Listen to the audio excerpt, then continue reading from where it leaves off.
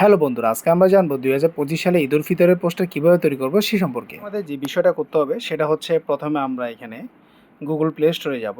গুগলের প্লে স্টোরে যাওয়ার পর এখানে লিখব যে সকল দিবসের পোস্টার, এটা আমরা ক্লিক করব।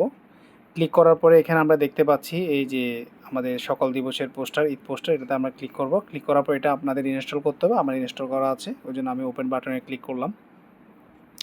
ক্লিক করার পর আপনারা এখানে দেখতে পাচ্ছেন যে নতুন এখানে ঈদ মোবারক, রাজনৈতিক পোস্টার, 26শে মার্চ, মাহে রমজান, বাংলা নববর্ষ, মানে আপনার সব দিবসের পোস্টার এখানে রয়েছে।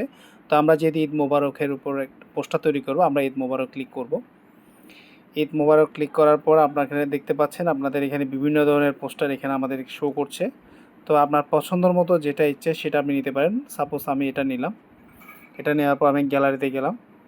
গ্যালারিতে যাওয়ার পরে এখানে আমি আমার পছন্দ মতো ছবি চুজ করে নিব। অ্যালবামে গেলাম।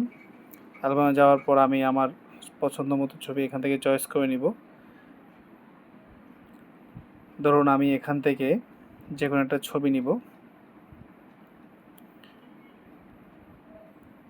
ধরুন আমি এই ছবিটি নিলাম। ছবিটি নেওয়ার পরে এখানে আমাদের স্কেল অনুসারে এটা ক্রপ করা যাবে আর বসানো যাবে সাইজ মতো। এটা স্কেল করা যাবে, বসানো যাবে। তো আমি এটা ওকে বাটনে ক্লিক করলাম। ক্লিক করার পর তো আপনি চাইলে এখানে ছোট বড় করে বসাতে পারবেন। আমি এটা আমার মতো করে সাইজ করে এখানে বসালাম। বসানোর পরে এখানে সেভ বাটনে ক্লিক করলাম। Image successfully download. তো আমি যখন এখানে গ্যালারিতে গিয়ে দেখলাম যে আমার পিকচারটা এখানে অলরেডি সেভ হয়ে গেছে। অলরেডি এখানে পিকচারটা সেভ হয়ে গেছে। তো আপনারা চাইলে খুব সহজে এভাবে ঈদ মোবারকের যে কোনো পোস্টার খুব সহজে তৈরি করতে পারেন। ধন্যবাদ সবাইকে।